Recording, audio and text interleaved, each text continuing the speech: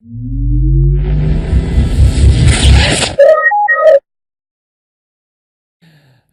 Elijah Manor, if you have not been to one of my previous talks.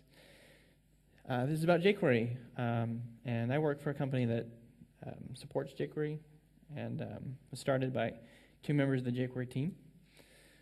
And so I live and breathe it every day.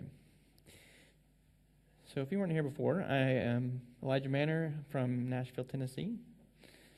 I'm an ASP.NET MVP and Insider, and I'm a senior architect at Penn2. I'll have this up later for my contact information. So today I wanted to talk about 6 different things. Obviously that's in the title, but what I'm going to do is each point I'm going to start with some basic knowledge about the topic, and then progress a little bit to intermediate, and then hopefully some advanced things for each topic. And then once we proceed to the next topic, we'll go beginner, intermediate, advanced, beginner. So if you feel overwhelmed, just know the next point should have something you could understand. And if you're bored, hopefully I'll present something that challenges you. So let's start.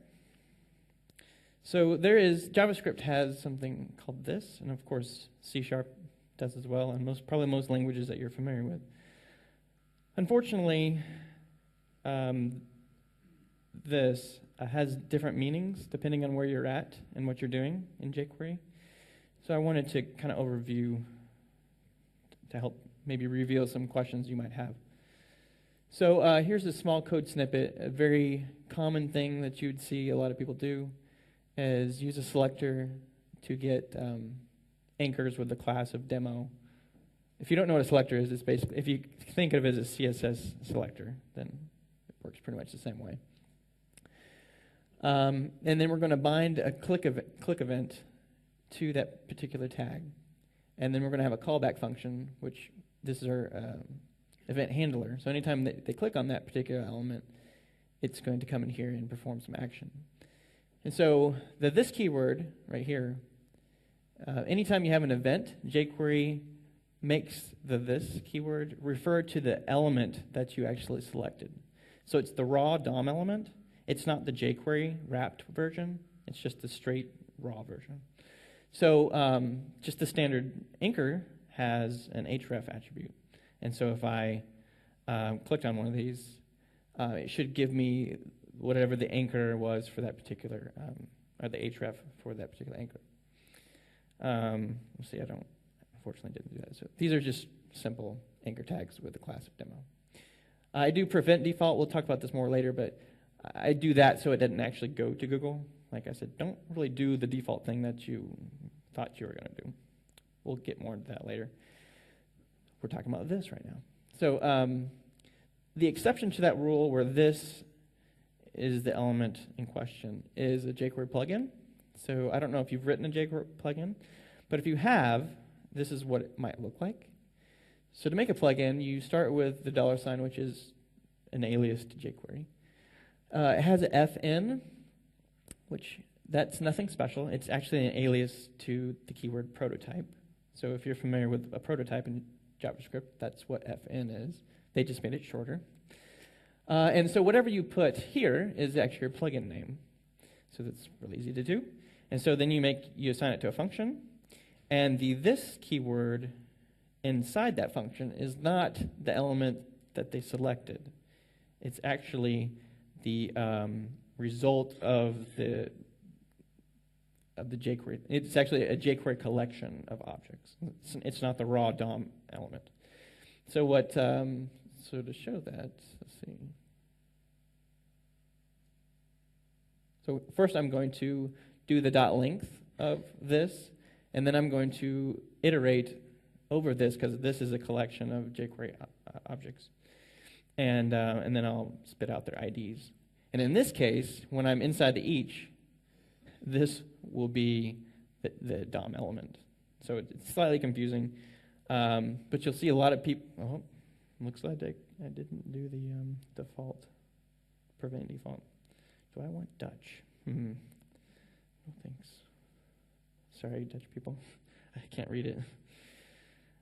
Looks like I just lost my talk. Sorry about that.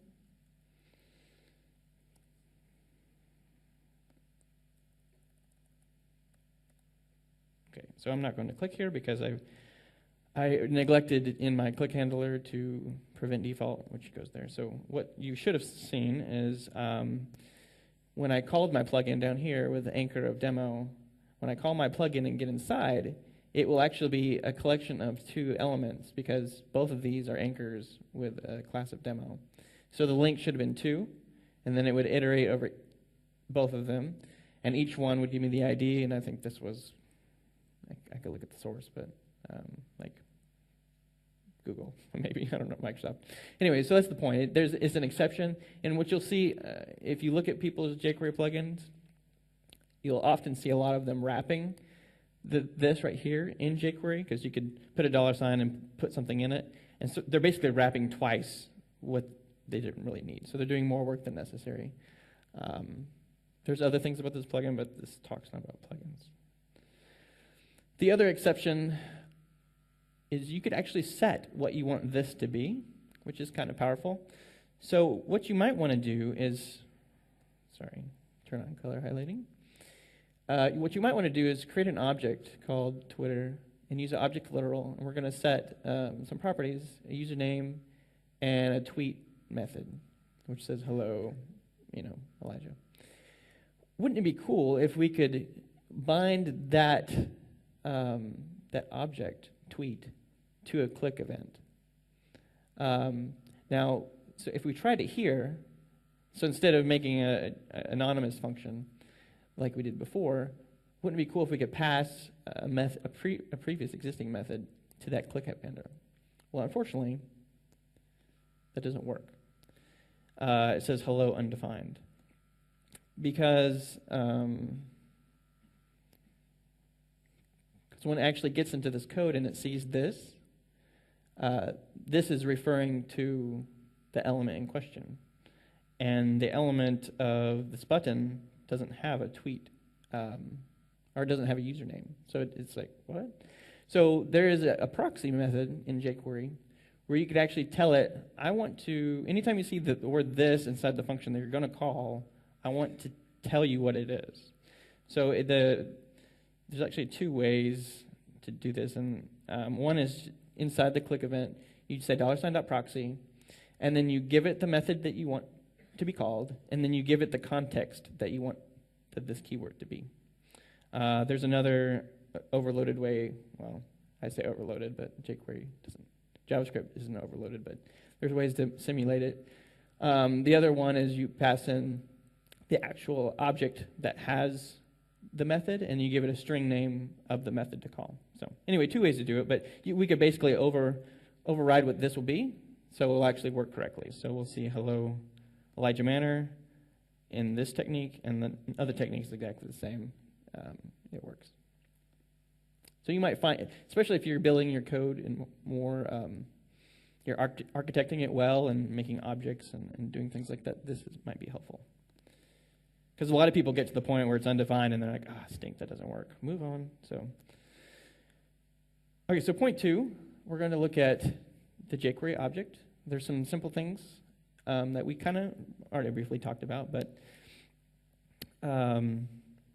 about how to know if something's already been wrapped in jQuery, and if you have a jQuery object, how do I get at what's in it, like the raw DOM element, because sometimes you need that.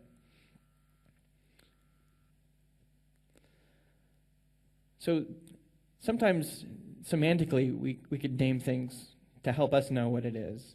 This is slightly controversial and kind of considered Hungarian notation, which you might have, if you ever did any Win32 development, you probably know that. But some people, well, anytime they wrap, so this would be the DOM element in question. And so normal people wrap it so they could do fancy things like fade out and animations, because you have to have a jQuery wrapped version to do these cool things. So some people will actually just put a $ in front of their variable name to tell themselves, hey, from here on out in my code, I know that it's a jQuery object, so I don't keep wrapping it over and over and over and over again, because that's inefficient. But some people argue to not do that. I go back and forth, actually, but and really, you all have to be in agreement on your team as well. But So just like the previous point, you could either prepend it or not, but the whole point is this is how you wrap a DOM element. You just shove it in jQuery and it figures it out. And so that way you could do fancy things like fade out. But once you have a jQuery collection, how do I get at the raw DOM elements?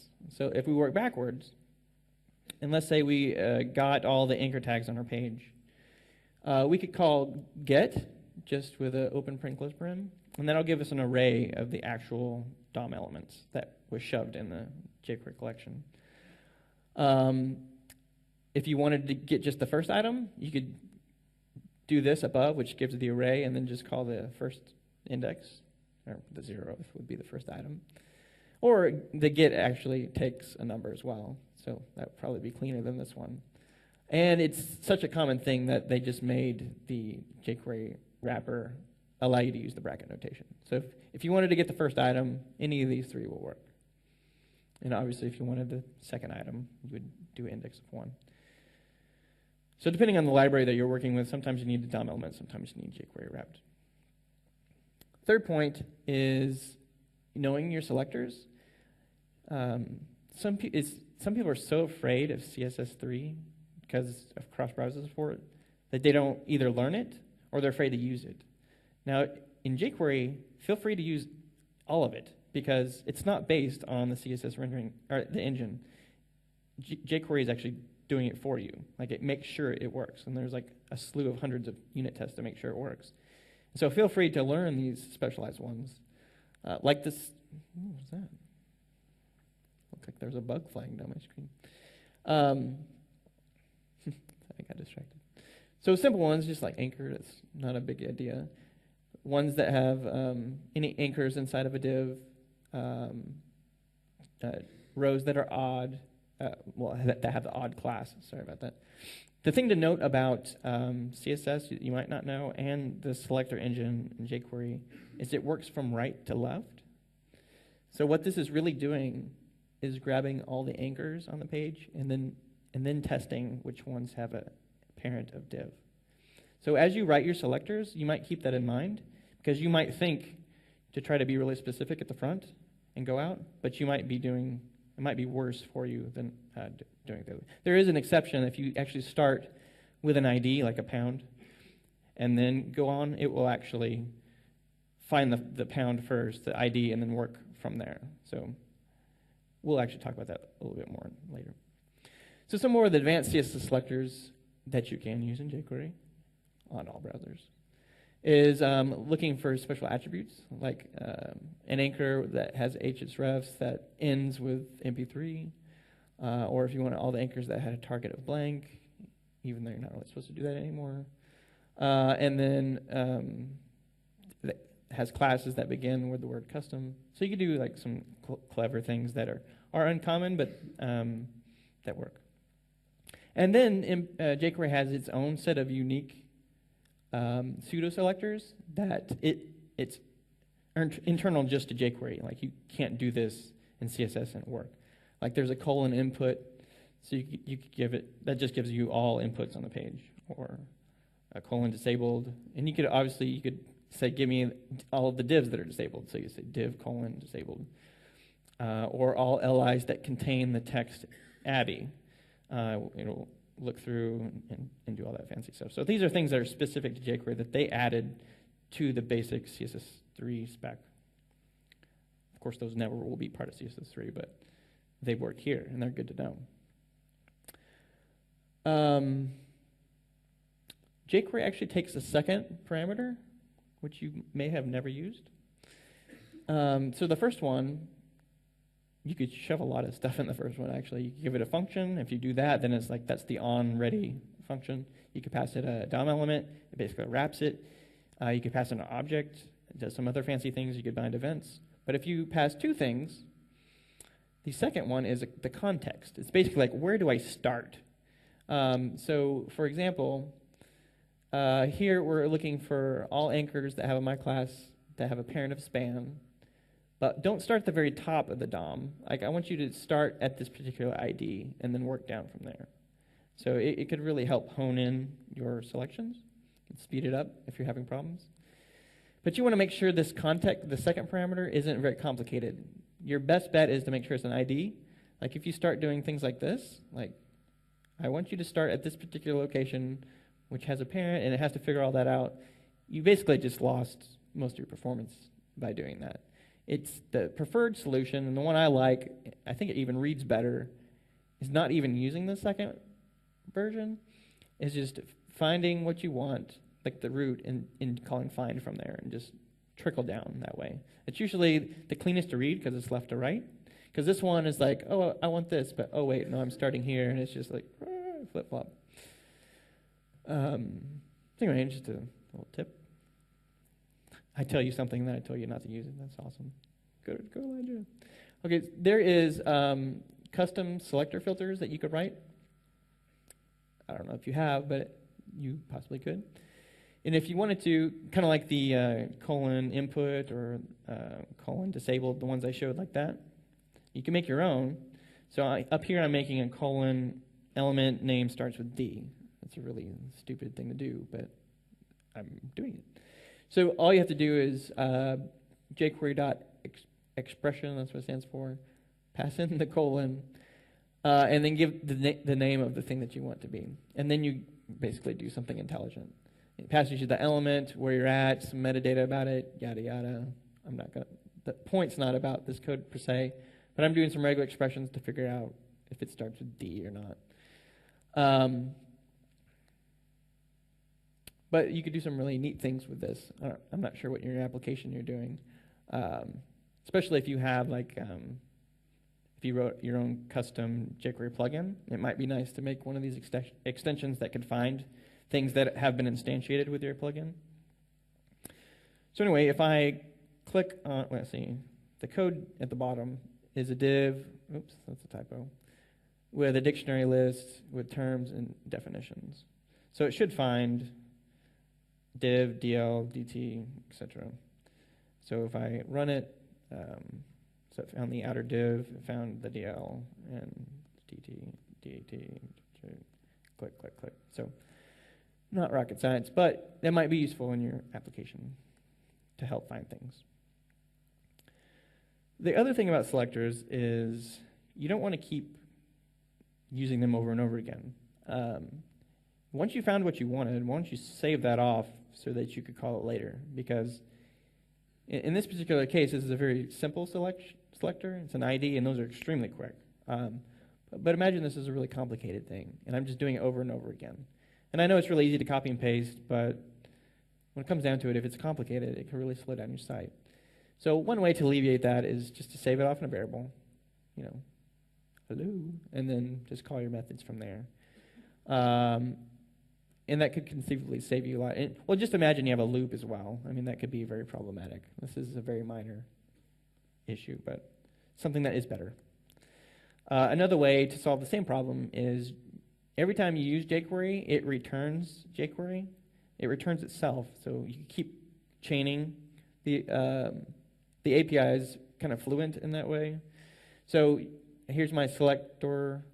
I call it .hide, and then I could call it .html, and then I could call it .fadein. And that's all because they keep returning itself, and so you could build up this nice expression.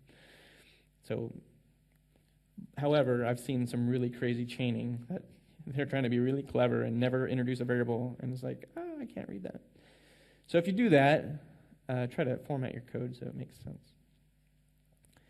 There are some interesting tools to help you learn selectors better.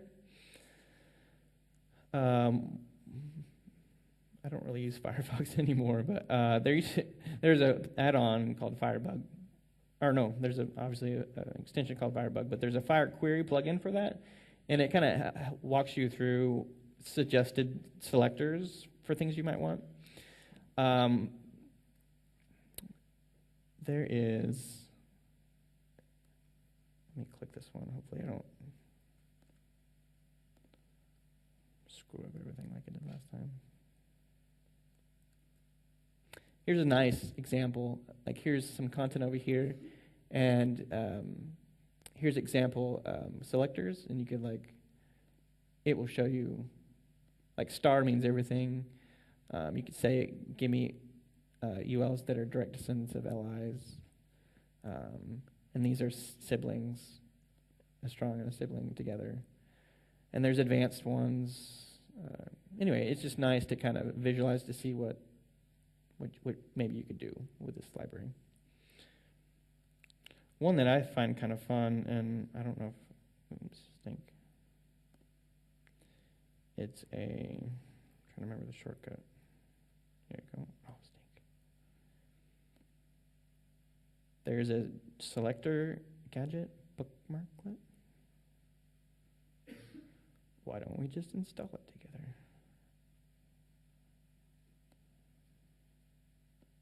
Okay. And then we'll go to here. So I'll click on it, and it loads, if everything goes according to plan. It loads this bar at the bottom. And then you could start clicking on stuff. So like, I want this ULLI. So then it shows, based on what I've clicked on, the things in yellow kind of match what you're talking about. And then what you could do is exclude things that you're like, well, I didn't really mean nested items. So I click that one. And then it says, oh, well, maybe you just meant the first one. And of course, it's artificial intelligence, so there's problems.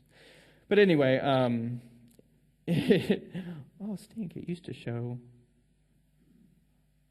Obviously, I haven't used this in a while. It used to be really cool. It showed you the selector. Did it lose it? Oh, no, it's right here. So here I thought it is LI, and then I clicked that one. Oh, I was like, I don't know what you're talking about. Obviously, that was a bad example. But sometimes it's fun to play with to see. It's been useful in the past. Obviously not in this talk. So, yay.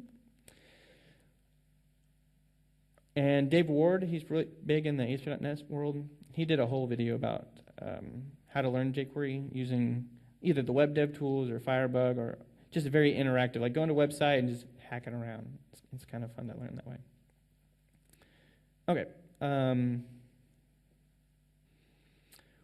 Going to events now. So there is a key concept called event delegation. And if you don't know about it, hopefully you'll learn it today, because it could really help your performance. So anytime you click on something in the browser, what happens is that event, like let's say I clicked on Anchor. I clicked on it. First it'll look to see if there's any event handlers attached to that. If it is, it'll run it. And then it'll actually go up the DOM, maybe to a surrounding div. It checks that. Is anyone listening for a click? Because I just clicked something. And then it just goes all the way up to the top. And then it actually comes back down, back to where it started. So jQuery listens to the bubbling process when it goes up. So you could actually do some clever things about that. So if I had a table, actually I do have a table. So here's the table. I have one row. I have two TDs in it. So this outside piece is the table. Each of these is a TD. So I could click on the table, and it says you clicked the table. But I could actually click in the TD. I haven't attached a handler to the TD, but it will bubble up to the table, which I do have an event, and then and it says it's TD, and it has a target. It says, who did you really click on? Like, I have a click handler on the table, but you weren't me. Who were you really? And so you could actually look at the event target node name and figure out where it came from. And you could actually get the node and do intelligent things with the TD if you want. So just think you have a table with lots and lots of information inside, and you want to attach events. It's very expensive to attach. Like if you had 100,000 elements, I know that's a lot, but let's just say 1,000 because it's more approachable. If you had 1,000 elements in a table and you wanted each one to do something, it would be very expensive to add an event handler to each of those. But if you just did one and let it bubble up and do something and figure out what they clicked and do something intelligent, that's a lot more performant. Because you pay the cost. Anytime you bind to click, you pay the cost up front, like it's attaching an event handler. I kind of showed this before, but there is, every time you have a function, when you're binding an event handler, it passes the events, and one of those things is prevent default. And I kind of talked about this, and that was a bug in one of my previous slides, shame on me. But what it does is it just says, don't do what you were going to do. So for most times when you click an anchor, you want to say prevent default because, I think, what did I click? Yeah, so if I clicked on that, so if I click off, it's not actually going to Twitter. But if I took this off, it would actually have gone to Twitter. So I'm telling it, hey, don't do what you think you're going to do.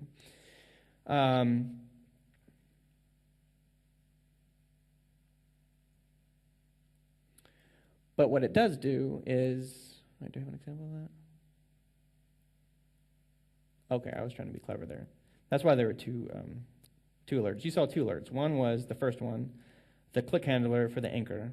And then it went up the chain because it was doing the event delegation, and it actually got caught by the unordered list. And so two things got caught. So if we look at the DOM, I had clicked on this one. Again, I have a typo, yay. So I clicked on this one. I have event handler on this one and this one. So what happened is it found this one. I said alert, I'm on an anchor. I prevented default so it didn't go to Twitter, but it still propagated up the chain. And since something was listening on the UL, it performed that action as well. So it still goes all the way to the top, listening as it goes. Now, if you want it to actually not go up, you could you might see people do return false. So what that return false really means for jQuery is it's preventing the default, so it's not actually going to Twitter, and it's stopping the propagation of going up the tree. And so I could have rewritten this. Instead of return false, I could have said e.prevent default and then have another line that says e.stop propagation. Both of those are method calls. I could have done both of those, but return false does both of those as well. So either way, so if I click on this one, it will alert click for anchor or click handle for anchor, but it will return false, so it won't actually go up anymore, and we should only see one alert. So click handler, and then it's done, because I told it don't go up, stop. And this could be useful if you have a library that you did not write, and they've done a lot of crazy stuff, and you want to stop what they're doing and just say, just do what I want, ignore the default behavior. Don't even let them process it. There's actually one even more strict method that you could call. There's a stop immediate propagation. So stop propagation prevents it from going up the tree, but stop immediate propagation says, don't go up the tree, and don't let anyone else respond to this element as well. Like if anyone else is listening for this click event at this level, don't even let them kill it. And so it's this really hard one. I've used that not very frequently, but sometimes it's very useful, especially with third-party libraries. You're like, I don't even want you to look at this. Okay, so jQuery has a set of event helpers. So you'll see, up to this point, I've used click a lot, and it's just a helper. It's a small wrapper around the bind method, and it's just to help you not have to type maybe 7 characters. And so, but it's kind of nice. You could chain them as well. So any paragraph that has the class of click me, when they click on it, do this function, and then you can say dot double click. So obviously that's when they double click. So you're binding multiple events to the same function. Now it gets slightly laborious and redundant if you're doing it this way. If you just use the bind, which is really a wrapper around it, you could actually just pass a space delimited string, which will do both of those. And so that way you could just pass it one function and it perform the same thing. That's a little tip for you. I tend to not use the click unless I'm just doing demo code or something. So if you want to, you could unbind event handlers. And there's 3 ways to do it. Some are slightly more dangerous than others. We'll start with a dangerous one. That's awesome. So this one looks at all paragraphs that have a click me class, and you can just say unbind. Now, the reason I say this is dangerous, because this unbinds any event, even if you didn't create it. Like, the framework could have added stuff, other libraries could have added click event, hover event, any type of events to this particular paragraph. And so it's not really your responsibility to destroy all their code. So use that sparingly. A slightly less dangerous way is just to unbind everything to these particular events. So for this paragraph, any click and double click, just remove them all. And some of them you might not have added, so that's kind of dangerous too. The safest way is to take the function that you had added and tell it just to remove that particular one. And so you're kind of cleaning up after yourself in the most modest, I don't know if that's the appropriate word for what we're talking about, but just show a little restraint. So bind has a problem. It's not necessarily a problem, but you see a lot in forums people have this problem. They will look at all the list items, which I think we just have one, static item, and they're going to bind a click event to that, and they want it to add a smiley face to the end of it. And so they're like, awesome, I could smile, yay. But then they're like, oh, well, this is an Ajax application. I'm getting data from the server, and I'm going to dynamically append stuff to this list. And then they click on the dynamic item, and they're like, where's my smileys? And they get sad. So there's an easy solution to this. It's not the best one, but it works. There is a live method. So you take the code you had before, and you just replace those 4 letters with live. And magically, I can be happy again. Now, the way that works, it's based on a concept that we already talked about, event delegation. So what bind does, it takes every element in the selector, takes your function, attaches it to every element, so that when it's clicked on, it can fire. What live does is it takes the event handler, it adds it to the document at the topmost level of your tree. It requires event delegation to happen. So not only it stores the function that you want to be called on the document, the very tippy top, but it stores the selector that you had intended for it to run against.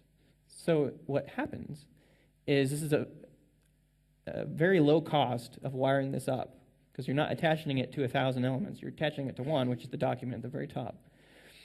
The cost comes when you actually perform the event. So when I actually click on the 1,000th item down here, when I actually click on it, it has to propagate up to the very top of the document, which could be far, and then the document there's extra code jQuery has to do to say, okay, where'd you come from? And I have an array of selectors that you've registered, doesn't match. It has to do a little bit of logic. If those match, then it fires the event. And so things that didn't exist now do work, because really it never did anything to begin with. It just did a small registration. So a lot of people look at this is awesome. But the more complicated your app gets, you could have some performance problems with this. Fortunately, there's a better solution. So they took the same idea of live, and they said, well, why? If you remember when we talked about selectors, there was a second argument, like where to start. This is the same concept. So how this works is you select where you want to start. And then you say, I want, from the starting point of this UL, I want to look for all LIs and attach a click to them. So it's a little bit nicer. It's not actually attaching the event to the LIs. It's letting them propagate up to the UL. And the UL has that special logic that I talked about that was on the document. Like it matches the selectors, and that's where the event handler is. So this is a much better way to code. These days, most people tell you not to use live, because this is essentially live but better, because you have more control. And there's a controversy of live, to unbind live, it's die. And you're like, wait a second, is it live or live? Like, it should be, if it's the opposite of die, it should be live, but people call it live, and semantic problems, crazy. So undelegate is the reverse of delegate, which we all know how to say undelegate and delegate. So anyway, so this works as well.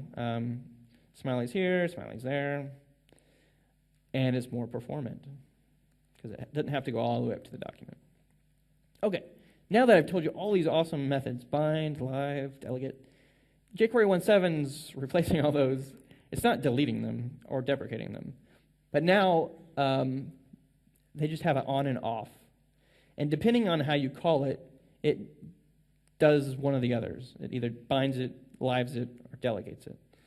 And really, if you look at the source code of 1.7, on our bind, live, and delegate are just one-liner pass-throughs to the on method.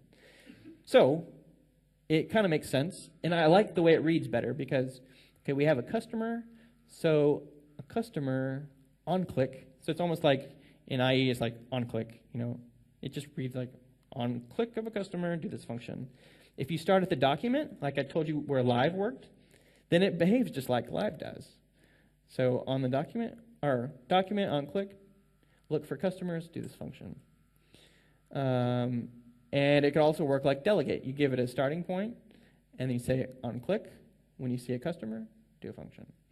So it's a little bit, there's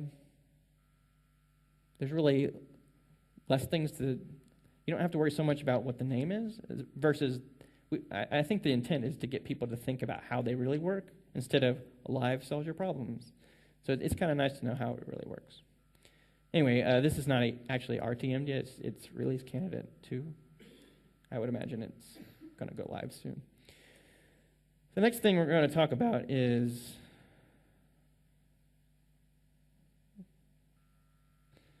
storing data. So what people used to do, which is not cool, is take attributes that weren't really used very often, that should have been used, but weren't very used often, and shove data in them. Like, oh, no one really uses the alt tag. That's stupid. And so they just shove some cool stuff in there and retrieve it. And this works, but, that's not really a great idea. It's not what it's intended for. So jQuery internally, the way it currently stores all these event handlers, like I mentioned, it binds them to all these DOM elements. It has like an internal data store that it maintains. And so if you were to grab jQuery object, it has a data method on it. And if you could shove key value pairs in there. So if I looked at the list item demo and said data, I could pass a key of special info and store some data in there. And the data could be a string or an object. It could be full-fledged JavaScript object. The interesting thing about it is in the current version, they might change this, but if you look at the key called events, E-V-E-N-T-S, you'll actually get an array back of all the events that were registered for that DOM element. And you can actually look at them and oh, they have an on-click for this one. That's interesting. So that could be useful for debugging application if you're like, where's this code? Click, who's handling this click? So anyway, to retrieve this data, you just give it the key. If you don't have a second parameter, it's like a getter. So this is a setter and this is a getter. And like I mentioned, this is a simple data type, string to string. But like I said before, you could pass in an object literal or an object just like you would before, and you could retrieve it just the same way. And just to prove that it is that same object, I called first name, and that worked fine.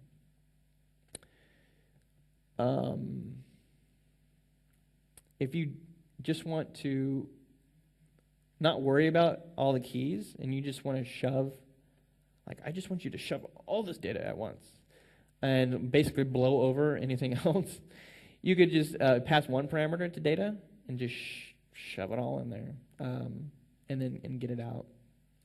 It's kind of dangerous because you're kind of possibly blowing over what people have stored in there before, but maybe you intended to do that. Yeah, that's essentially what I'm talking about there. Yeah, no big deal. There's a remove data as well. So if you pass the key, it deletes it.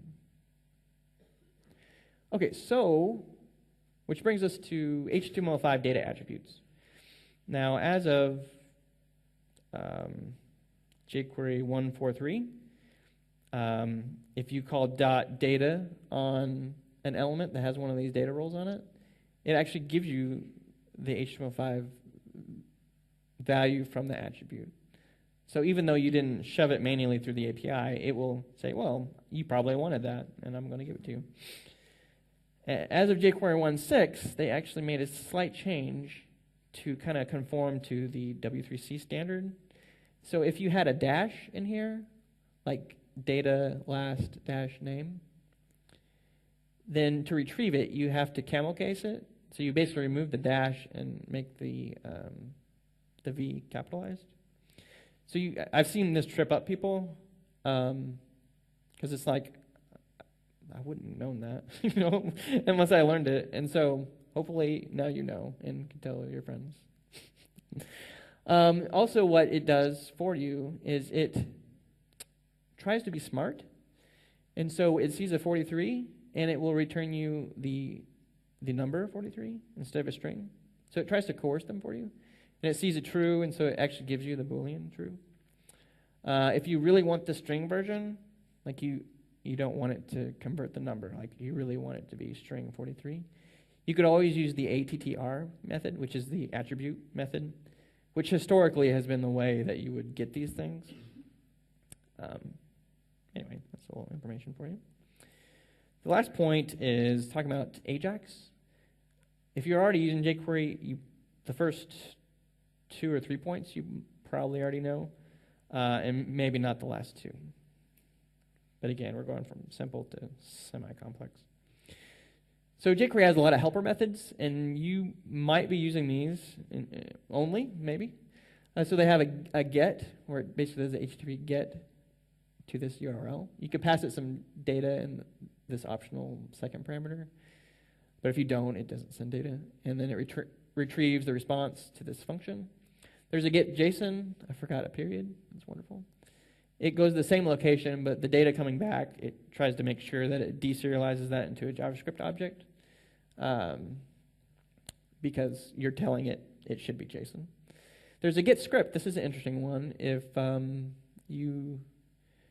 there's a script that you might need, you're not sure yet, maybe based on some functionality. Maybe you have a single page app that has a lot of stuff and you don't want to load things till later. You could give it the URL of a local script, and then not only will it get it, but it'll execute the script immediately so that it will be accessible to your page.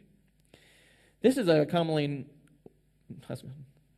not well known, that's an awful way to put that, API called load.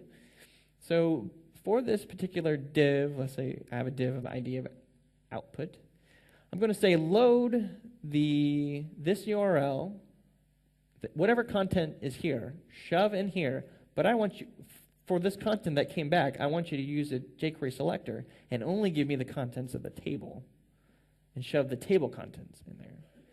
So it's actually getting the whole web page and then only grabbing the contents of the table and then shoving that in here. So you imagine maybe there's some web page that you need to scrape, but you only need a small portion of it. So the key is having a space here, which is not really obvious, but and then having whatever selector would be after this. I don't use it very often, but when I do, people are like, oh, that's nice. The last one is a post. So you grab a form, and there's a serialized method, which basically takes that data and shoves it in a serialized format that a post would understand, with all those crazy characters. And then you give it the URL of the post to, and the data that you serialize, and then it will return success or failure. Now, if you notice, none of these have a parameter at the end, like if a failure were to occur.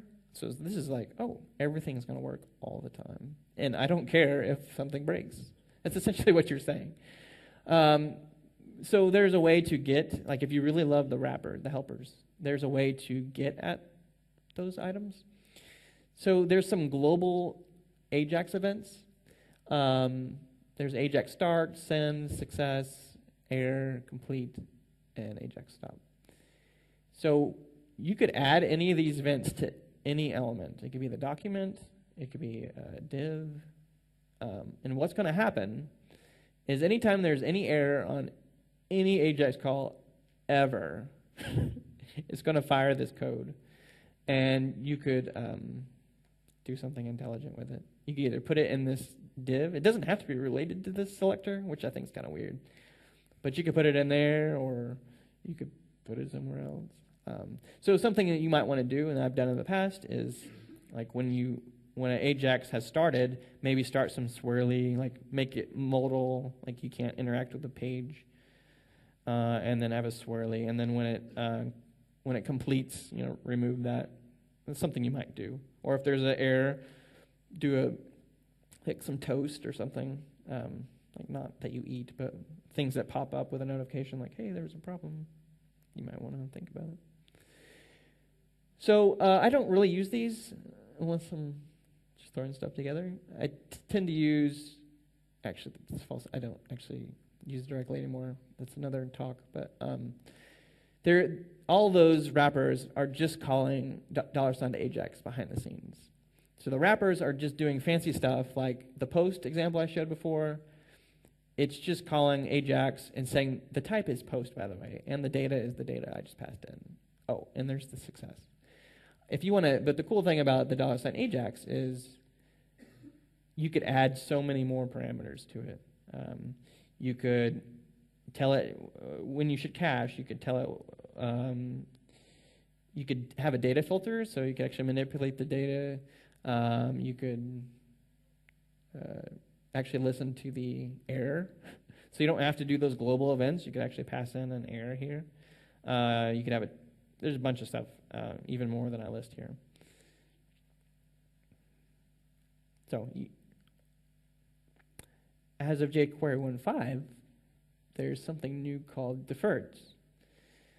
And a problem that we had here is when we do $AJAX or the helpers, we're defining a lot of information at one time. We're defining what type it is, what URL it is, what data is going in, we're limiting ourselves to one success callback, and we have to define it immediately. There's no way to add it later. So with a deferred, it's kind of like a promise, like it's like, hey, I'm going to create this AJAX thingy that's going to get pets. And you save that off as a variable. And, well, that is chainable as well. And then you say, okay, based on this AJAX thing, I want to add a done callback, and then I'm going to add a fail callback, and then I'm going to add a always callback. So always will always happen either as successful or a failure. And then, since we stored that off, later in our code, we could say, oh, there's something else I want to do all the time if it's successful. So you could just keep adding on, just building up this deferred object. And so, which is kind of cool. And the other cool thing about it is there's a new feature called when. Now, deferreds aren't specific to AJAX. I'm just mentioning because you can do it. But let's assume there's multiple resources on the web that you need before you could even start to think about doing something else. Right now, it's kind of difficult to do that. Like, you gotta, I don't even want to think about manually doing that. But with the when, you just give it a list of AJAX calls or anything that uses the deferred, and it will wait until all of those have completed, until it does the then. And then the then has a successor or a failure. So the success will only fire if both AJAX calls have completed. The failure will call if these got done and one of them was a failure. And so just think how that might, I don't know if you run in this situation where you need that, but I have, and this is very helpful. You can make your own deferreds that are based on nothing of AJAX. You could just say, I want a deferred that means a certain animation has completed. Like multiple animations need to complete, and then I want to do something else. And so you could wire all those up and then have a then and a whatever. Anyway, that's it for the talk. Thanks for staying for extra long. Here's my contact information, and if you have any questions, you come up and I'll have business cards or whatever. Thank you.